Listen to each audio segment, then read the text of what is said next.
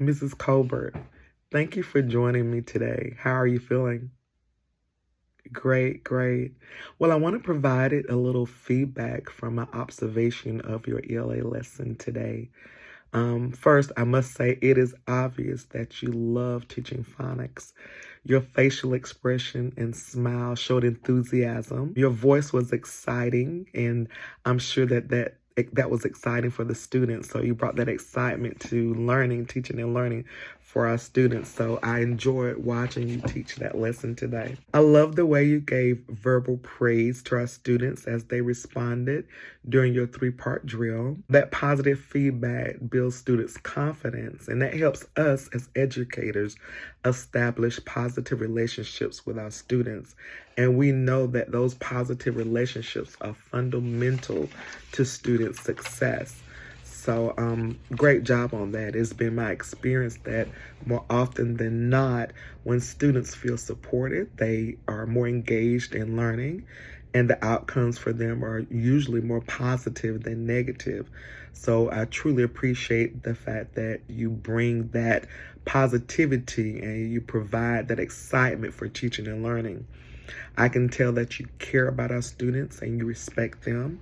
You communicate very well with them, providing clear and specific instructions and expectations. In your feedback, you use language for them that they understand, and having that clarity and communicating effectively helps build that trust as we build relationships as well. I like that during your small group lessons, you provided students with a list of items that they would need for today's lesson. You opened up the lesson with a warm-up, having students to listen for rhyming words. You instructed them to give you a thumbs up if they heard that the words rhyme, or a thumbs down if the words did not rhyme. And this is a great strategy to use for a little quick assessment of student learning. You were clear and you repeated the instructions so that students were very clear about your expectations. And this is great for classrooms of students with diverse learning styles. I like the way you provided verbal praise to students and called their names specifically. That helps build that relationships and establish that rapport with students.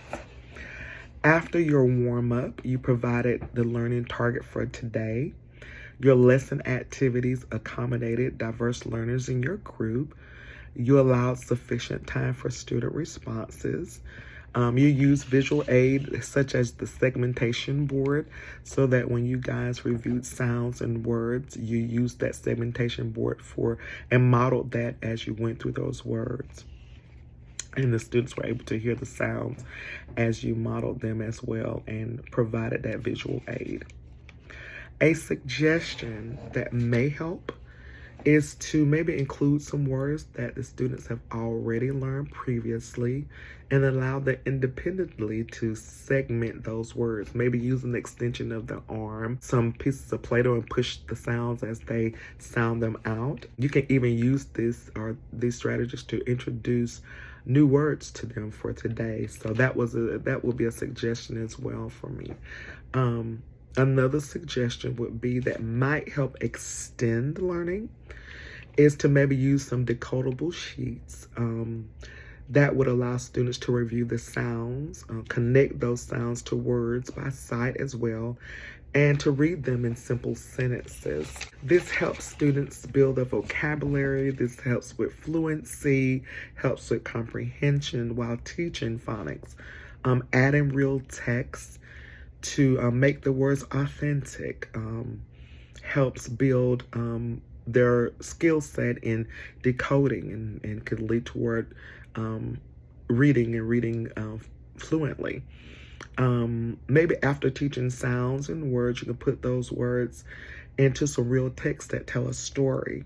This type of scaffolding can increase student rigor, can increase rigor for students and help move them more towards authentic text. So remember, when you're teaching new skills, to maybe add some of those previously taught skills to ensure student mastery. In your teaching, allowing those 3-part through that 3-part drill and being able to transition, you allowed time and just always kept that enthusiasm and the smiles and the excitement in your voice about learning. So that is very, very much appreciated. And I'm sure that the students respond very well. Do you have any questions or comments that you would like to share with me at this time? Okay, great.